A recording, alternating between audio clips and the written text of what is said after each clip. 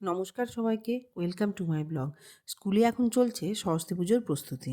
আমাদের মেয়েরা ভীষণ উৎসাহ এবং উদ্যমের সাথে এই দেয়াল লিখন, তারপরে প্যান্ডেলের সাজ সরঞ্জাম এইসব কাজগুলি করে চলেছে। ওদের উৎসাহ কিন্তু দেখার মতো ছিল। সরস্বতী পুজোর দিন গোটা স্কুল সাজানো হবে এদেরই হাতের কাজ দিয়ে। কেউ ভালো আঁকতে পারে, কেউ খুব ভালো লিখতে পারে, সেই সমস্ত কিছুই এখন হলো সরস্বতী পুজোর সাজ সরঞ্জাম।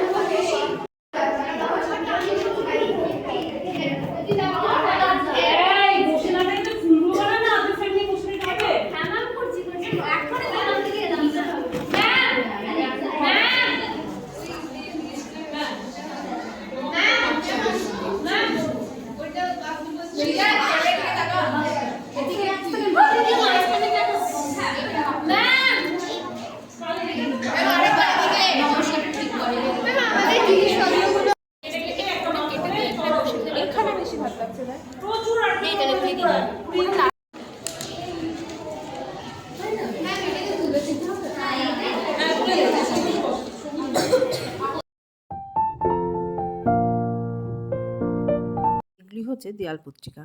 বিভিন্ন ক্লাস অনুযায়ী এই দেয়াল পত্রিকাগুলি করা হয়েছে এবং তাদের একটা থিম আছে, থিম অনুযায়ী নাম আছে এবং সেই অনুযায়ী কাজগুলো করা হয়েছে।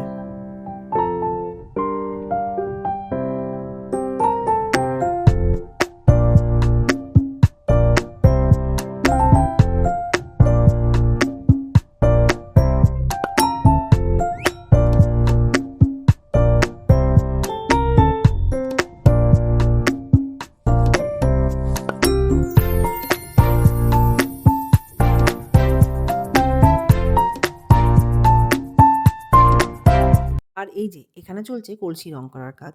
আমাদের যেহেতু সরস্বতী পূজার থিম এবার ছিল অভয়া, তাই কলসিগুলোর উপর সাদা রং করে লাল এবং কালো দিয়ে চোখের জলের মতন করে রং করা হয়েছে।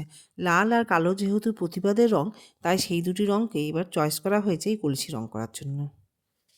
আর অবশেষে যে জিনিসটার কথা না বললেই নয়, মেয়েরা কিন্তু এই থার্মোকলের একটা গাছ খুব খাটনি করে পরিশ্রম করে তৈরি করেছে। এটা আসলে তৈরি করা হয়েছিল সরস্বতীর পাশে রাখা হবে বলে। তো মেয়েরা এটা খুব উৎসাহ নিয়ে খুব খাটনি করে এটা তৈরি করা হয়েছে, যেটার ভিডিওটা আমি পুরোটাই প্রায় করেছি।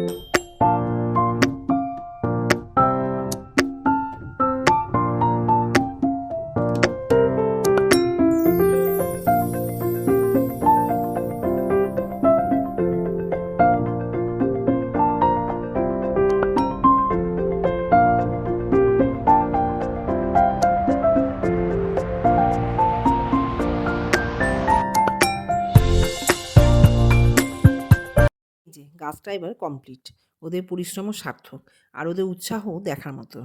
আর সবশেষে যেটা না বললেই নয়, সেটা হলো আলপনার কাজ।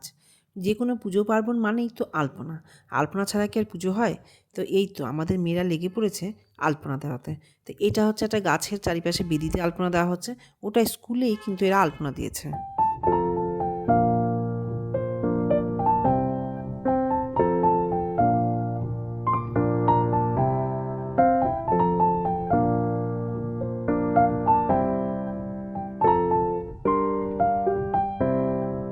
আর এখানে চলছে অভয়া থিমের উপর প্ল্যাকার্ড তৈরির কাজ। এই সময়টা মেয়েদের আনন্দ এবং তাদের হাতের কাজে যেন গোটা স্কুল মুখরিত হয়ে ওঠে। স্কুলে কোনো সাংস্কৃতিক অনুষ্ঠান হলে যারা নাচ করে, গান করে তারা কাজ করার সুযোগ পায়। কিন্তু যারা ভালো আঁকে, যারা ভালো হাতের কাজ করে তারা কিন্তু এই সময় সুযোগটা পায়। এই সরস্বতী পুজোর সময় গোটা স্কুল তারা তাদের হাতের কাজ দিয়ে সাজিয়ে তুলতে পারে। এটাও কিন্তু একটা উপভোগ করার মতো।